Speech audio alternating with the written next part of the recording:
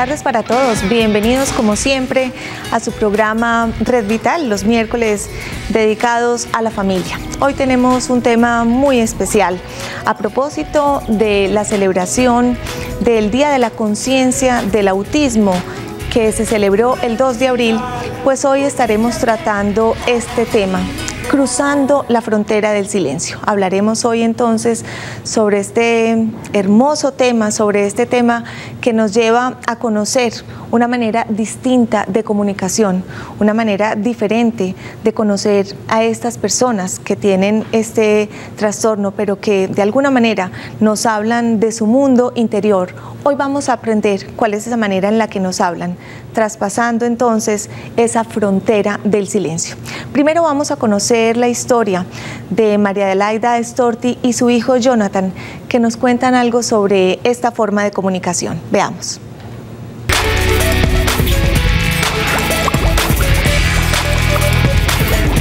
Mi familia está conformada por mis dos hijos. Tengo un hijo mayor de 27 años, comunicador social, y mi hijo menor, Jonathan, él es autista.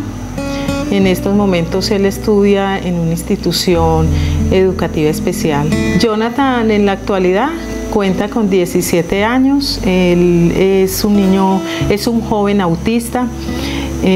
Fue diagnosticado a la edad de 3 años, aunque cuando él nació pues yo noté un comportamiento diferente al normal de otros niños. Esto me llevó incluso a afanarme un poco y empezar a buscar especialistas para que lográramos detectar qué era lo que le pasaba. Uno de los comportamientos más particulares de los cuales yo empecé a notar era que era un niño totalmente ausente. Él no respondía a ningún tipo de estímulo externo. Aparte de ello, creíamos que incluso era sordo, que tenía alguna dificultad, no acataba ningún tipo de norma.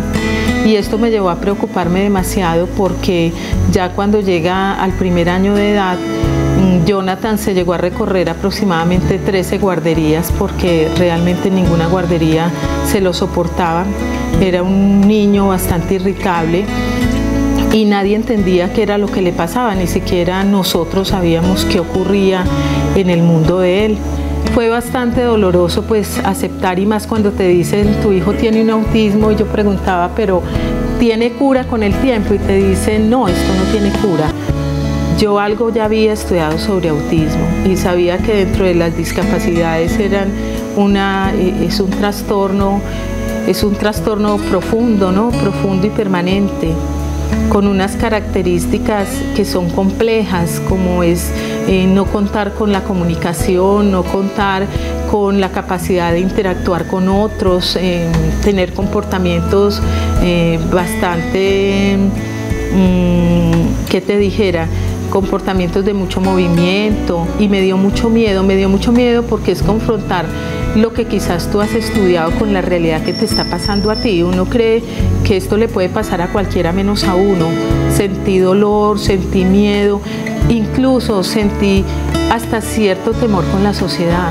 Es un mundo diferente al mundo de todos nosotros, pero es un mundo lleno de amor. Yo nunca he visto en ningún ser humano tanta pureza de amor y entrega como la he visto en mi hijo. Por el contrario, siento que la llegada de Jonathan nos unió mucho más como familia, tanto a mi hijo mayor como a mí, y con él nos unió. Somos 3 seres humanos en esta casa que considero yo hemos luchado mucho por salir adelante y por tenerlo donde está. Y es un regalo definitivamente. Si en unos años sufrí, lloré, pataleé, ahora le doy gracias a Dios y quisiera darle ese mensaje a las madres que tienen un hijo con alguna discapacidad, que no lo vean como una frustración, que lo vean como una oportunidad, porque en la vida nada es gratuito. Si nosotros como madres fuimos elegidas para tener unos hijos tan especiales, es porque somos madres muy especiales.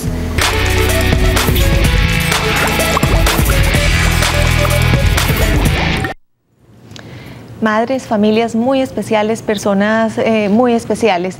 Y este testimonio que nos ha dejado María Adelaida es para empezar este programa hermosísimo, sobre todo por esas palabras. María Adelaida en las que dices, si al principio fue una pataleta, temor, angustia, ahora es agradecimiento.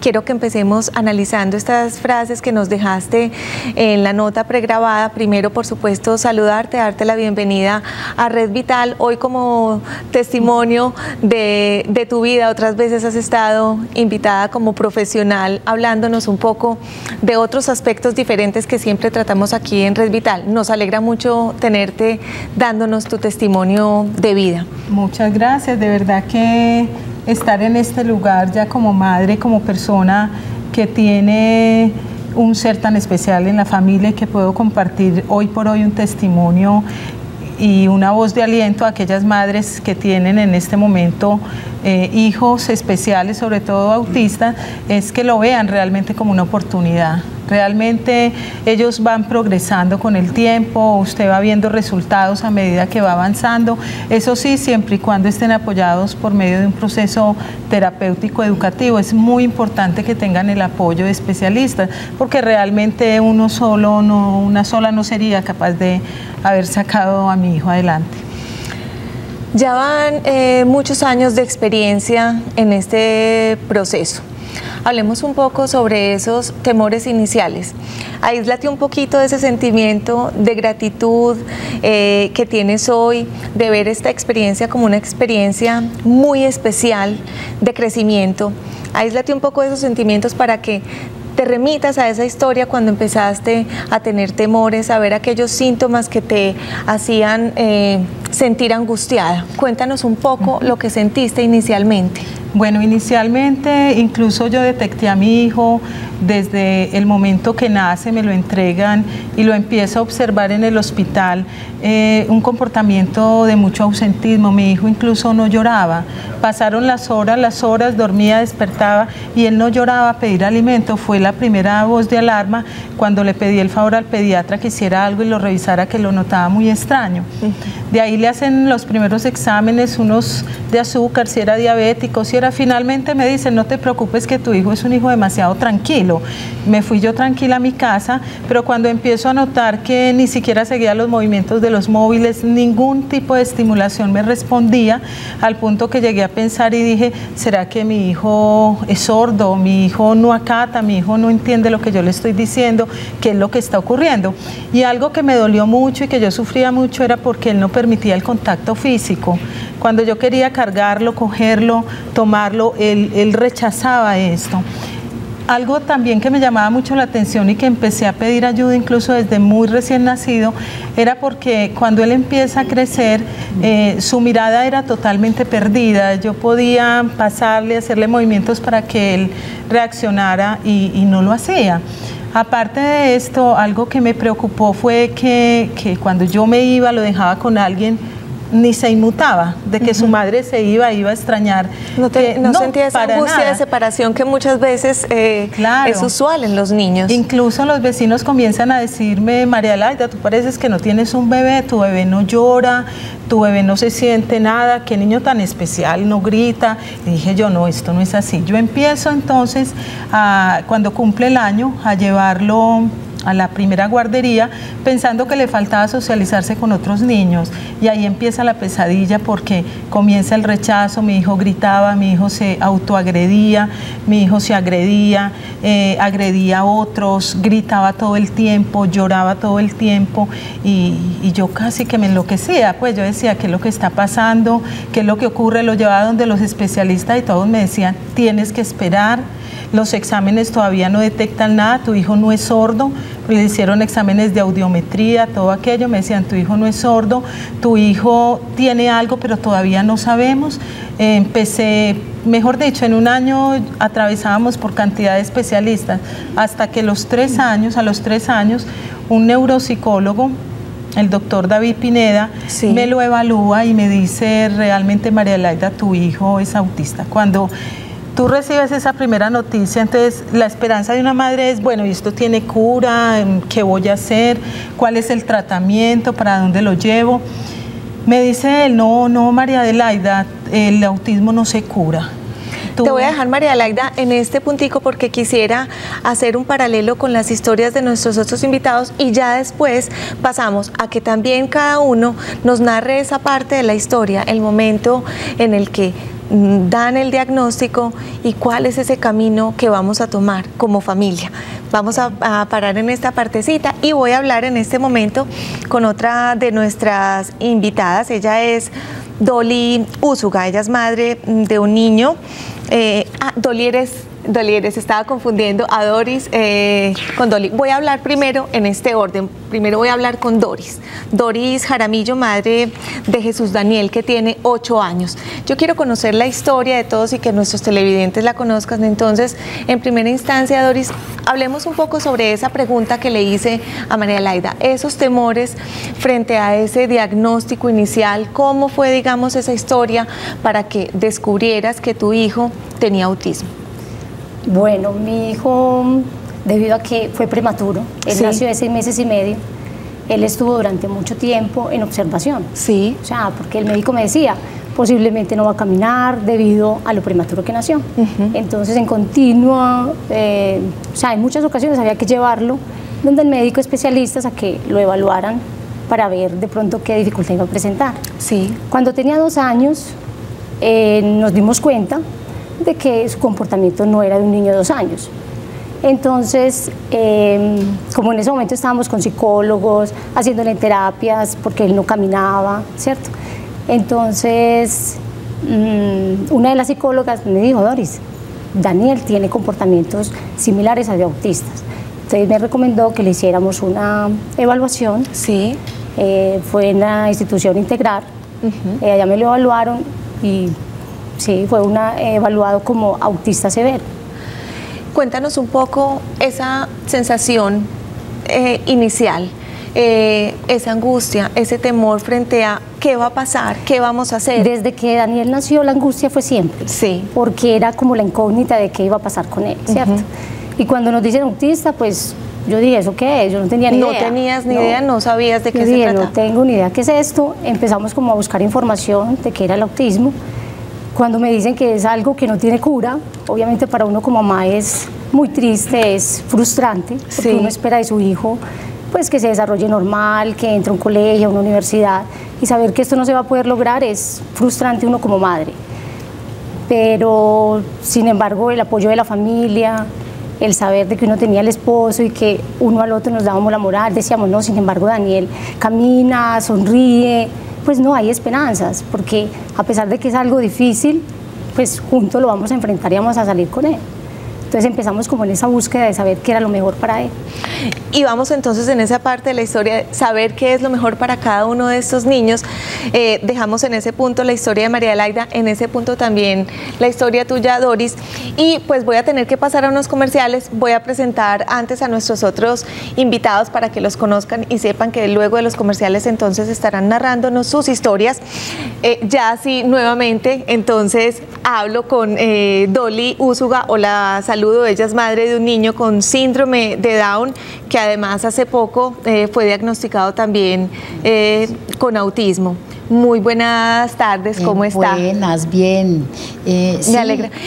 Yo la historia voy sí, la vamos a contar después de los comerciales porque ya tenemos el tiempo en este primer segmento cortico, y también voy a saludar a Jessica Castro, que es hija también de Dolly, y nos va a contar su sensación, sus sentimientos como hermanita. ¿Cómo estás? Bien, ¿y usted? Bien, muchas gracias, bienvenida. Ya ahorita entonces nos cuentas tu historia, y también nos acompaña Giovanni Celis Rangel. Él es padre de Juan Pablo Celis, que tiene 13 años. Giovanni, buenas tardes. Buenas tardes, muchas gracias por invitar y por ocuparse de este tema. Claro que sí. Esperamos que Red Vital, como siempre, aporte un granito de arena, una gotica, para que tomemos mayor conciencia sobre muchos temas, y hoy especialmente sobre el autismo. Quiero recordarles que entren a nuestra página principal, al micrositio en el que pueden encontrar toda la información concerniente a nuestro programa. Todo sobre los temas que aquí tratamos, foros, fotos. Ahí pueden entonces también encontrar temáticas especiales en las que ustedes estén interesados. Recuerden que entran a la página principal de Teleantioquia y allí van a dar link en programas, luego educativo, luego Red Vital. Allí entonces se encuentran toda la información que a ustedes les interesa. Vamos a pasar a unos mensajes comerciales. Seguimos en Red Vital hablando sobre el autismo, cruzando la frontera del silencio. Ya volvemos.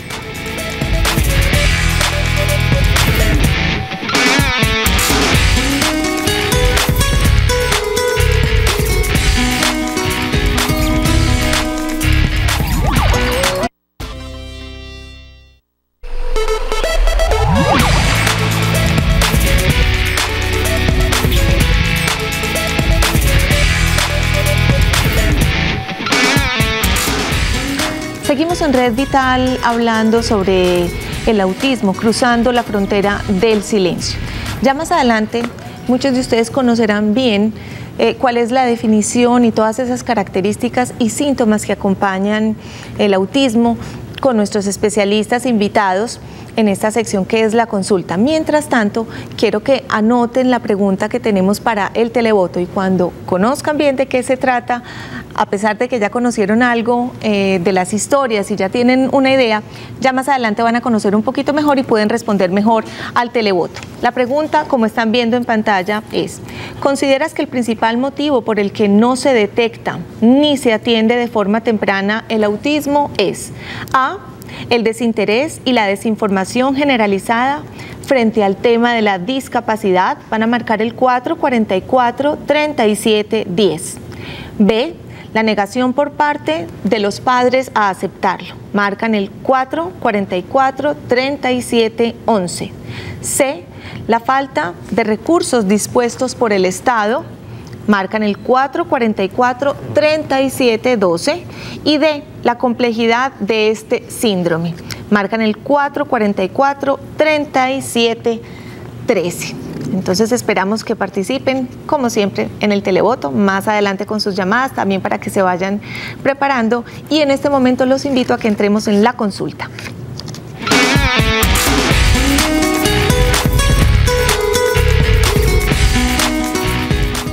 En la consulta nos acompañan hoy Juan Guillermo Restrepo Flores, él es pedagogo curativo de la Fundación Arca Mundial.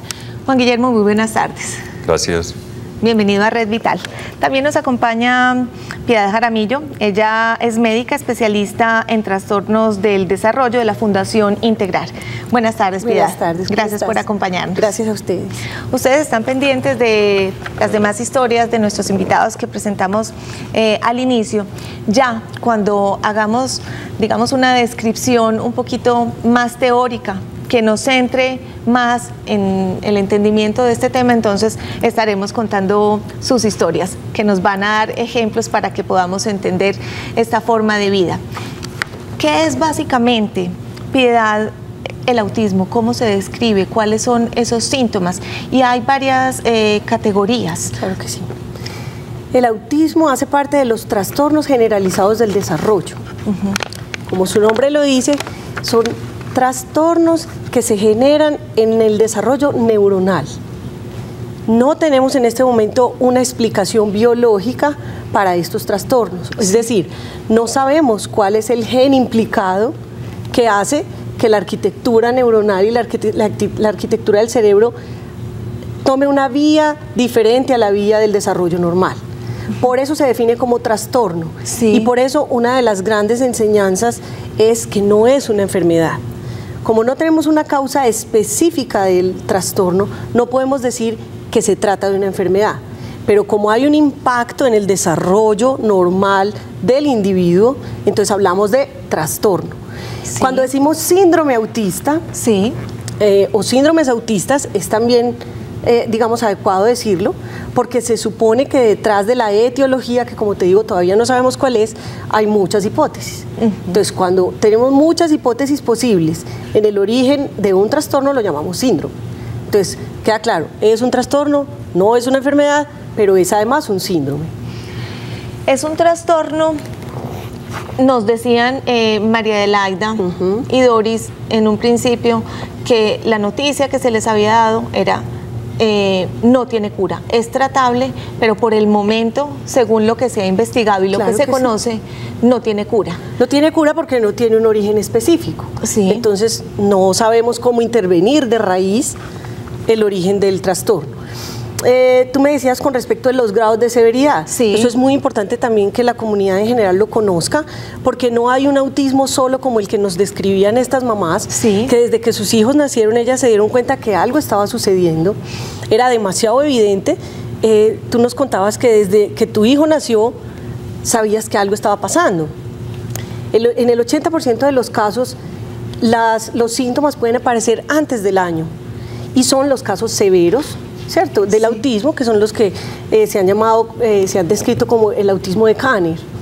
Pero existe también entre un 20 y un 25% de casos de autismo, que son los que han denominado autismo de alto funcionamiento o síndrome de Asperger, sí, que son niños que tienen un desarrollo completamente normal. Es decir, nacen normales, lloran apenas nacen, se sientan a los 6 meses, caminan al año, hablan, y alrededor de los 18 o 24 meses empiezan a aparecer unos síntomas muy sutiles, ya no cosas tan grandes como el hecho de que mi hijo no camine al año, sino cosas muy sutiles en su desarrollo, como por ejemplo que no tengan un buen contacto visual, que no señalen para pedir las cosas, que les guste más jugar solitos que jugar con otros niños. Entonces, en esos casos es donde el ojo clínico del especialista tiene que estar ahí para hacer el diagnóstico de los casos que hemos denominado casos leves de autismo. Y es importante que la gente sepa que el autismo no es solo, digamos, el estereotipo que nos ha vendido el cine, sí, del autista que no habla, que no se comunica, sino que hay autistas que hablan, hay autistas que se comunican, hay autistas que son profesionales, que tienen vidas, digamos, productivas, y que no dejan de ser autistas por eso. Yo hablaba inicialmente de una manera diferente de comunicación. Juan Guillermo, desde tu perspectiva y tu práctica profesional, cuéntanos un poco cuál es esa descripción que nos das con respecto a este trastorno. Yo partiría de lo social. Sí. Para mí es una respuesta social. Nuestra sociedad tiene una manifestación autística. Y siempre estaría mirando el desarrollo de la individuación. Si lo tomo en la base integral, o un desarrollo holístico, sí, un desarrollo tricerebrado, donde cada aspecto de ese cerebro está dando algo claro en la personalidad de una individuación capaz de socializar o capaz de llevar en ella lo social. Pues tenemos que cuando yo lo observo a estos niños, lo primero que uno observa, y esto no se necesita tener mucha teoría realmente para uno percibir si un niño acepta o no acepta un abrazo, si un niño acepta o no acepta la comunicación con otro, ¿ya? Y ya es para mí simplemente el hecho, hay algo dentro de la tricerebración, dentro de ese aspecto tricerebrado de este ser que está fallando, y es el campo social. El campo social. Lo afectivo emotivo. ¿Sí? Y por el otro lado uno observa que los niños desde muy pequeñitos ya, ¿sí?, ellos hacen una extensión de lo que tienen más desarrollado, que es su cerebro lógico, calculador, ese cerebro que es capaz de entender el mundo, más no participar de él, y ahí entonces esas competencias las veo también afectadas. Es el niño que necesita el cereal, o necesita algo y hace extensivo su cuerpo a través del entorno. Es el niño que va y coge la mano de su madre para que le baje el cereal. Y siempre quedaría la pregunta de cualquier padre, entonces, ¿por qué mi hijo no lo hace si entiende que hay que hacerlo? Si él sabe lo que me pone a hacer a mí, ¿por qué no lo hace él? Ya desde ahí, entonces, uno está viendo que realmente de un ser integral hay dos aspectos que faltan, ¿sí? Hay dos aspectos muy claros que faltan. No falta el aspecto de entender, ¿sí? Falta el aspecto de ese entrar a lo social, sí, comunicarme y participar de él activamente. Esa sería la percepción que yo tengo para visualizar entonces qué son las necesidades de desarrollo, a dónde hay que llevar la tarea y qué respuesta a través de ejercitación habría que buscar. Vamos a centrarnos en esta parte que has esbozado aquí al final, cuando acabemos de oír estas historias, que realmente es a lo que apunta nuestro programa. ¿Cuál es nuestra tarea? ¿Cuál es la tarea de la sociedad? ¿Cuál es la tarea de la familia? ¿Cómo podemos, como hemos titulado hoy nuestro programa, traspasar esa barrera del silencio y encontrar un mundo en el que haya una posibilidad de comunicación diferente, pero que podemos lograrla? Por eso quiero entonces que también Giovanni ya nos cuente un poco desde su percepción como padre de familia esa historia, cómo esa barrera que tiene que ver un poco con lo social y con esa comunicación afectiva la han vivido ustedes en casa. Es tal vez el aspecto más, en mi opinión, por mi formación personal, sí, más interesante, que más merece cuidado en la interacción con una persona que tiene ese diagnóstico, sí, de que tiene algún trastorno, ¿cierto? Sí. Es donde sí se comunica de manera efectiva, donde es errático en el tema de la comunicación, porque siempre no son efectivos, desde el que señalaba Juan Guillermo, que sabe que si le coge la mano a la mamá y la pone en la alacena, la mamá va a entender que él quiere cereal. Entonces es una forma directa de comunicación, eso sí, no hay que inventárselo. Pero no es una comunicación que le permita establecer lo social. A punta de eso es muy difícil conseguir empleo, casarse o hacer otro tipo de cosas. ¿Dónde están esas dificultades que le impiden a él como persona, a ese sujeto, decir, es que yo tengo que estar en el mundo del otro como condición para que el otro esté en mi mundo?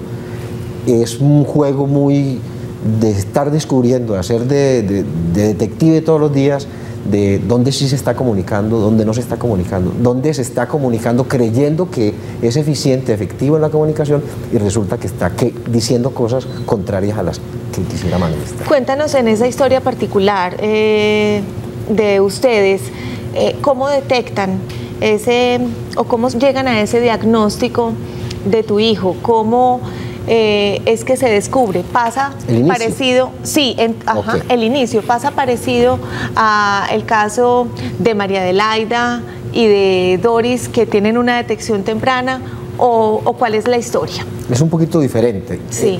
Juan Pablo recibe mucha atención inicial por su prematurez también. Sí. Está en incubadora varias semanas, luego en canguro, entonces tenía mucho seguimiento, digamos, familiar y médico. Y su desarrollo se empieza a ver como alterado por sospechas de sordera. Sí. Hacia los 8 o 10 meses, porque estaba ausente de la situación, ¿cierto? Entonces se interpretaba como que no oía bien. De hecho fue operado, de esas operaciones que están de moda, digo yo. Sí, que ponen esos de ponerle unos tubitos de ventilación en el conducto auditivo. Por supuesto que no resolvía nada. Cuando termina como su primer periodo, el primer año, se gatea, camina, empieza a decir algunas expresiones, era normal. Sí. Hacia los 14, 16 meses, 17 meses, empieza a jugar solo, a esquivar la mirada, a no interesarse mucho por el entorno, y alguien del entorno familiar, una estudiante de prima mía de educación preescolar, me hizo por primera vez la observación, que a ella le parecía que el niño tenía cierto comportamiento como de autismo. Sí. Con lo cual empecé a consultar de un niño que tenía pocos retrasos en el desarrollo, pero que tenía esa observación, y como a los 2 años y medio nos hacen el diagnóstico de que evidentemente el niño tiene ese síndrome, sí, ese trastorno, como estamos diciendo aquí. Y por supuesto que lo que sí somos, compartimos con las compañeras que están aquí, es que es un impacto muy duro para la familia, muy difícil de asimilar, por los imaginarios, porque nosotros los seres humanos somos particularmente seres de la conversación, de la comunicación, del hablar. Allí buena parte de nuestra vida ocurre ahí. Eso genera, pero también porque hay un perverso imaginario colectivo que tiene que ver con la historia de la medicina, pues hay personas que incluso hoy todavía defienden desde ciertas teorías que es un tipo de locura, que eso que algunos llaman autismo, una locura infantil. Eso existió, estuvo registrado en los libros durante el siglo pasado y digamos que lo terrible no es que digan locura, lo terrible es que la locura la creamos una cosa tan rara, cuando finalmente casi todos los trastornos es lo que en su momento han sido llamados locuras, de cualquier tipo. Y lo terrible también es, y queremos derrumbarlo también hoy en el programa, es precisamente el tema de la exclusión, dándole cualquier tipo de nombre o rotulando cómo la sociedad excluye a estos seres o a muchos otros con diferentes discapacidades o trastornos porque no logran entender ese mundo y no logran llegar a, como decíamos ahora, esa tarea principal para que podamos incluirlos y participar de esa comunicación, de esa afectividad que es diferente, pero que existe. Voy a pasar a hablar con Dolly y con Jessica para que nos cuenten un poco de su historia. Dolly, tu hijo Walter tiene 7 años, es diagnosticado con síndrome de Down y hace poco descubren que también tiene este trastorno de autismo. Cuéntanos un poquito sobre esa historia inicial y cómo hace poco se descubre y llegan a esa conclusión. A ver, lo que pasa es que por los tratamientos primero él estaba con el problema de corazón. Sí. Entonces ahí pues el primero que nació Down, bueno, después que las cosas del corazón. Sí, señor. Entonces ya después se le hizo todo el procedimiento, entonces ya comenzó que el control y desarrollo. Control y desarrollo, entonces ya nos dijo una neuróloga de allá de San Vicente de Paúl, pues yo le comenté que él se hacía sus movimientos como extraños. Entonces ella puso a mirarlo y dijo, sí, es que él tiene todas las características de ser un niño autista. Dolly, para que nos pongamos en contexto, y ahora también voy a pasar a ustedes para que hablemos un poquito más, digamos, de esa sintomatología y esos comportamientos que son típicos, como lo que decías en este momento, Dolly. ¿Qué tipo de movimientos, a cuáles te refieres como movimientos extraños y que dieron como la pauta para dar este diagnóstico? Como para yo pensar que estaba con un comportamiento raro. Sí. Así comenzaba como a moverse extraño. Repetidamente. Sí, repetidamente. Siempre buscaba por allá como estar solo. Sí. Por allá como en espacio solo. Siempre mantenía como con este movimiento, con cucharas, con algo así como con objetos. Nunca, o si el lápiz, lo que fuera. Yo me ponía a pensar, ¿será que un Down es así? ¿O qué? Entonces yo le pregunté a la doctora y ella me dijo pues que tenía todas las características de ser autista, pero que más sin embargo directamente lo iba a mandar allá donde un neurólogo. Sí. Y el neurólogo ya se fue pasando el tiempo hasta que conseguimos la cita, lo revisó y dijo, sí, dio el diagnóstico, Walter es autista. Fuera de síndrome de Down es autista, o sea, él tiene las dos. Cuéntanos un poco, y ya voy a pasar a ti, Jessica, después de que presentemos una notica, un poco sobre esos sentimientos. Ya has tenido que pasar por algunas dificultades iniciales, nos hablabas también de problemas del corazón que seguramente para una familia, para una madre es difícil de enfrentar. Cuando te dan este diagnóstico, ¿qué piensas? ¿Cuáles son, como nos decía Giovanni, esos imaginarios, esos temores o eso que sientes? Sí, vea, por ejemplo, cuando nació así con el síndrome de Down, legalmente a mí no me dio nada, porque mi mamá me educó que uno tenía los hijos y todos no eran iguales. Qué lindo. Que había que quererlos y bregarlos y todo, como el bonito, el que fuera el feito, el todo igualitos. Sí. Bueno, pero lo del corazón sí nos dio como mucha pensadera, porque imagínense, un niñito bien pequeñito, sí, y ya con esa vía artificial, de un momento a otro se asfixió, ya vía artificial. Tenía 7 meses cuando se asfixió. Y ya en adelante ya vía artificial hasta que le tocó la cirugía en la cardiovascular. Sí. Entonces ahí sí estaba como complejo el asunto porque él estaba en San Vicente de Paúl, duró 2 meses y medio. Y de ahí ya me llamaron y me dijeron, sí, él tiene todo lo del corazón, hay que hacerle corrección para alargarle la vida. Pero resulta que esta cirugía debía haber sido por tardar a los 2 meses. y ya vamos en 8 meses y yo sí no sabíamos que estaba con estas problemáticas, pues. Sí. Entonces me dijeron, no, ¿sabe qué? Es mejor pasarlo a la cardiovascular.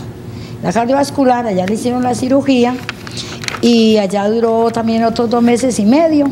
Entre todo ese tiempo, ya me lo entregaron como de 16 meses. Ya con la corrección, todo, entonces ya seguimos pues en el proceso de volver otra vez al peso, a la talla, porque había que recuperar todo eso, porque en ese tiempo se había perdido todo el proceso. Entonces ya lo dejamos ahí pues ya bregándolo y todo, por encima de todo, mucho acompañamiento y mucho amor. Bueno, de ahí las citas. Cuando ya un día fuimos a la cita, ya nos dijo el cardiólogo, ya lo puedes meter a rehabilitación. Entonces ya ahí comenzamos los programas de rehabilitación y ahí vamos en rehabilitación con el niño. En el momento no nos habla porque es difícil, que por el autismo. Todavía no nos habla, pero camina, nada, pues conoce como las personas. Y lo importante, Dolly, y es a lo que queremos ir también, es ver cuáles son, digamos, esas características importantes, positivas, esas cosas que debemos reforzar y que tenemos que tener en cuenta para lograr un desarrollo potencial en estos niños, que si bien tienen algunas dificultades en su comunicación, en su interacción social y afectiva, tienen otras cosas maravillosas a las que se les puede sacar muchísimo partido. Vamos a seguir analizando. Ya voy a hablar contigo, Jessica. Ya nos sigues contando un poco sobre esas sensaciones. Voy a pasar a una notica antes, a otro testimonio que tenemos hoy en Red Vital. Luego pasamos a unos comerciales y seguimos hablando. Prepárense para zona interactiva con nuestros números. Vayan apuntándolos. Ya sé que muchos se los saben y se los doy a los que no. 381-54-54 y 851-1170. Veamos esta nota.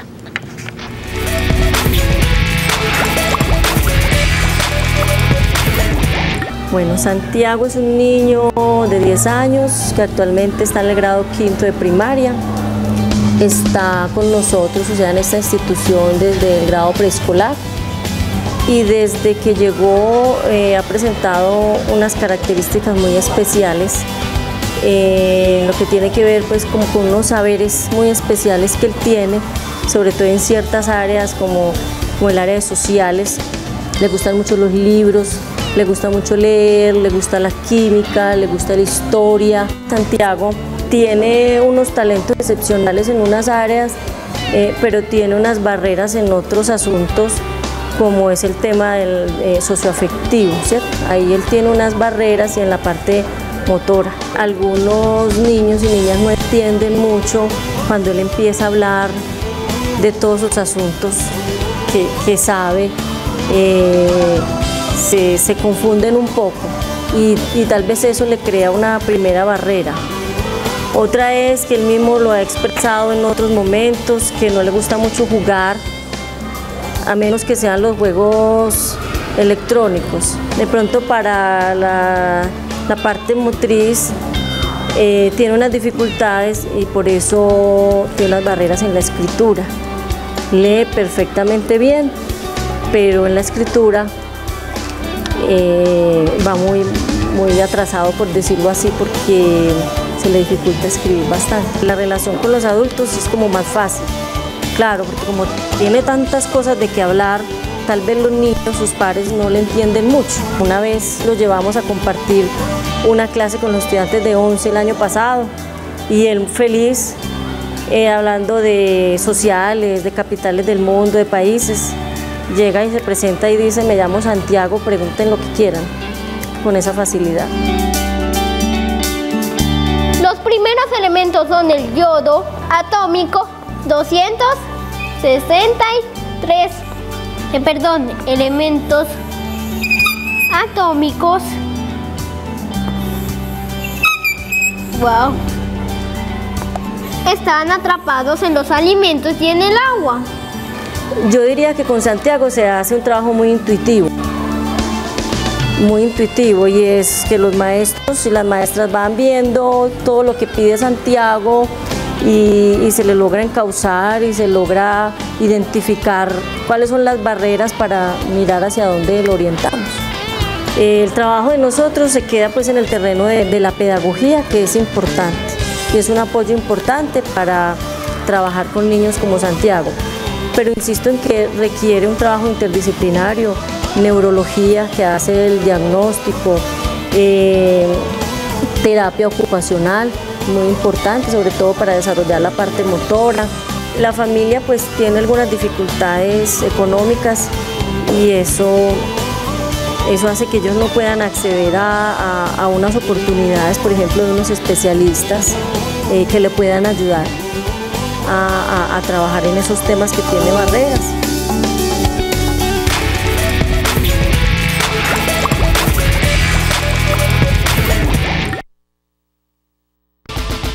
Ya volvemos con Red Vital. Red Vital.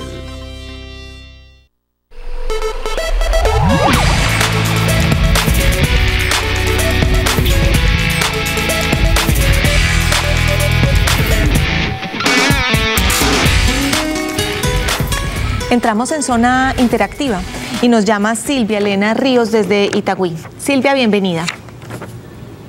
¿Aló? Bueno, muy buenas tardes. Buenas tardes. Llamo para felicitarlos por el programa, muy interesante.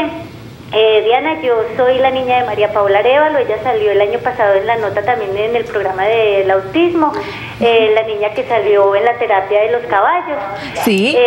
Para expresarles, a ver, yo me siento completamente feliz con mi hija. Yo considero que para estos niños la mejor terapia es el amor.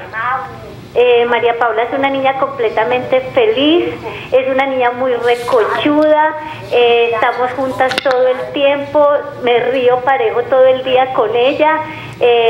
No, mejor dicho, yo me siento muy satisfecha por todo lo que hemos logrado con la niña.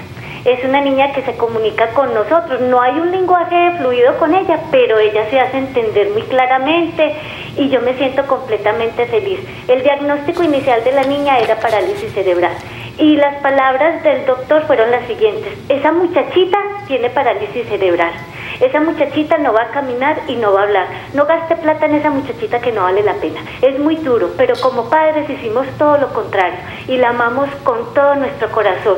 Mil felicitaciones por el programa. Silvia, a ti muchas gracias por comunicarte con nosotros y qué bueno saber de esta historia que ya conocíamos y por supuesto de esa alegría, ese agradecimiento, esa satisfacción que sientes hoy en día, igual a la que nos transmitió y nos comunicó María Laida y por supuesto todas las madres y el padre que hay hoy aquí en nuestro programa. Se nos está acortando el tiempo y tenemos muchísimas cosas por decir. Quiero aprovechar que Jessica todavía no ha hablado para que le dé un mensaje a esos hermanitos, hermanitas, a esa familia en general que tienen familiares que han sido diagnosticados con autismo. ¿Cuál sientes tú que es esa necesidad importante de ellos y cuál debe ser la actuación de los hermanitos especialmente? Pues uno como hermano pues debe tratar de ayudarlos, de entenderlos, no de tratarlos mal.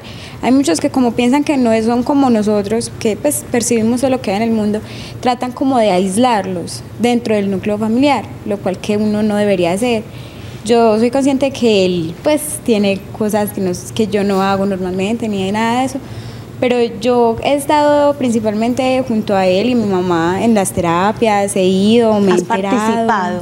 Sí, qué lindo. Me he enterado de cosas que a ellos les pasan, cómo se comunican y todo eso, entonces trato pues más bien de estar con él y cuando él lo ve a uno es lo principal que le da a uno es amor, entonces uno trata de devolverle ese amor, de comprenderlo, de ayudarlo y lo principalmente es tratar de que ellos pues estén con uno, que uno tenga ese vínculo con ellos como si fueran normales. Jessica, muchas gracias. Has tocado una palabra muy importante y que yo sé que todos también la sienten y es clave y como nos lo decía Silvia, el amor. Quiero volver a ti, Piedad, para que hablemos un poco, nos transmitían en otra preguntita internamente, esa parte de la detección temprana. En algunos casos es posible detectar tempranamente porque es muy evidente, pero cuando esas cosas no son evidentes, ¿qué se puede hacer? Perfecto. ¿Qué ojo hay que tener así como Perfecto. Clínico para que en familia nos demos cuenta y podamos actuar a tiempo? Mira, el primer mensaje grande para las mamás es que confíen en su instinto de mamás. Cuando uno tiene un hijo, y esto lo digo como mamá también, porque soy mamá de un niño con síndrome de Asperger, uno sabe que algo está pasando. Y aunque el niño haga muchas cosas que aparentemente son conductas normales, uno sabe que hay algo en su desarrollo que no va bien.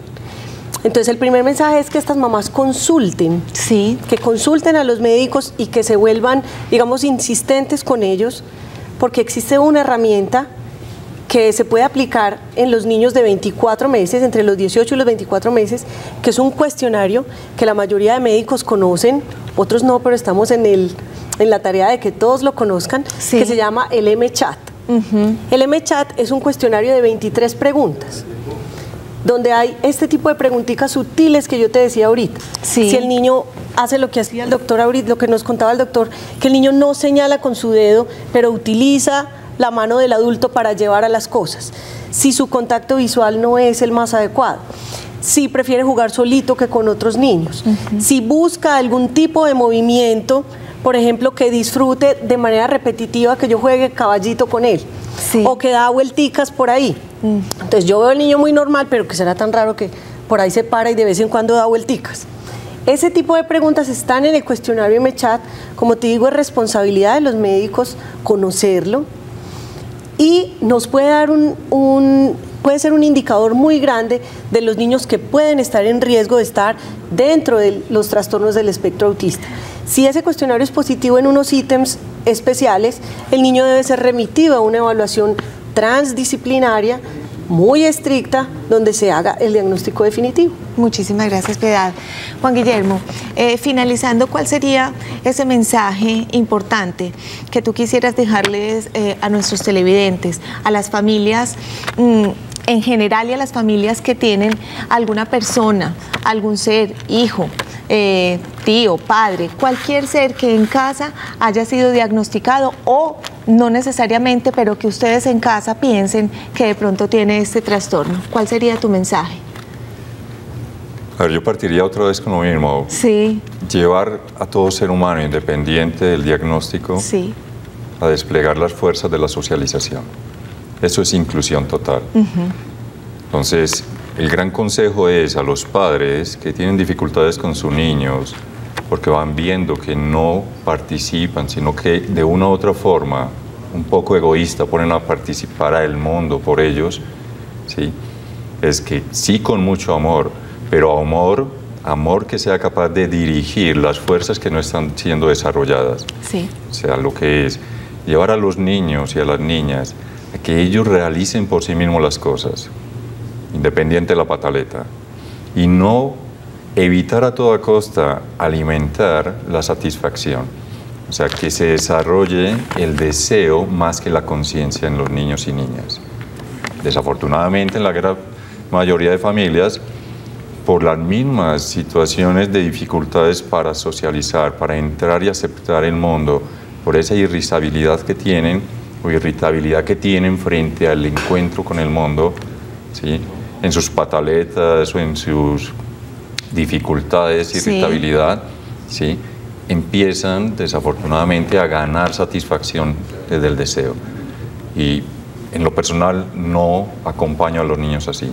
A veces en casa no estamos preparados para atender, y quiero yo nuevamente insistir en esto que han dicho ustedes, y es tener, digamos, esa sensación, si algo estamos viendo diferente, entonces remitirnos a un profesional que nos ayude a detectar y que nos oriente en casa cuál debe ser esa manera de tratar a nuestros hijos o a nuestros familiares que tengan este diagnóstico. María Adelaida, para finalizar, un mensaje desde tu posición de madre, corto, pero naturalmente que salga del corazón y que le hable a esas familias que están allá viéndonos. Bueno, a ver, Diana, y para todas las familias, más que mi hijo y todos los especialistas con los cuales he compartido, Juan, que ha sido un ser demasiado especial para la vida de mi hijo, y algo que aprendí del mismo Jonathan es que es algo muy sencillo en nuestros hogares. A ellos hay que permitirles unos hogares organizados, claros, hogares llenos de amor. Ellos son seres demasiado cálidos, demasiado amorosos, y yo nunca en mi vida había realmente disfrutado de un ser tan limpio de corazón, tan libre de materialismo. Para mí ha sido una oportunidad, como para mi otro hijo de 27 años, poder aprender el otro lado de la vida. Antes yo creo que nosotros somos más complejos que ellos. Ellos tienen vidas todavía mucho más limpias, más sueltas y más claras. La recomendación es mucho amor, mucha disciplina, mucha organización y permitir que los hogares sean sencillos, que es el mundo de ellos. Muchas gracias, María Adelaida. Giovanni, voy a pasar a ti para que, desde tu posición de padre, ¿qué le dirías a las instituciones como acompañamiento para estos seres, a las instituciones y al Estado?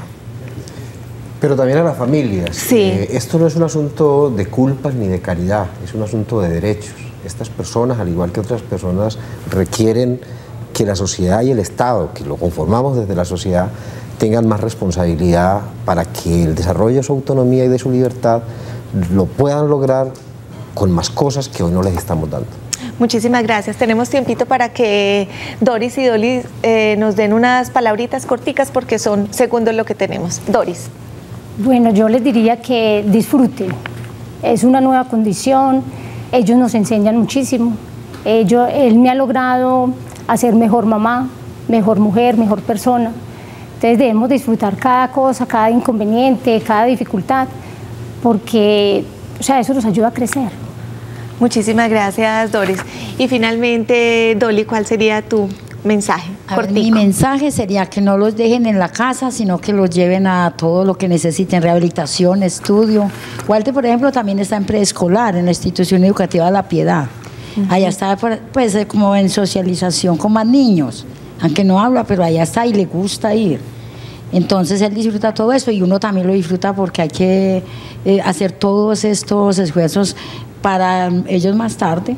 Claro, tienes toda la razón. A todos, muchísimas gracias por sus testimonios, por habernos enseñado hoy este proceso tan importante en Red Vital, que hayamos aprendido sobre este mundo de los seres con autismo, que es un mundo muy especial, un mundo que lleva el amor. Muchas gracias también, Juan Guillermo y Piedad. Quiero darles el resultado de nuestro televoto. Básicamente, la respuesta que mayor porcentaje tuvo fue la C, la falta de recursos dispuestos por el Estado, un 78%. La A tuvo un 9%, la B 0% y la D 13%. Ahí les quedó entonces el resultado y este tema tan bonito que tratamos hoy en Red Vital. Los esperamos la semana entrante, martes y miércoles, como siempre, a las 3:30 de la tarde, tratando esos temas tan importantes para ustedes, para la familia, para los jóvenes, para los alumnos. Los esperamos entonces la próxima semana. Muchas gracias por acompañarnos.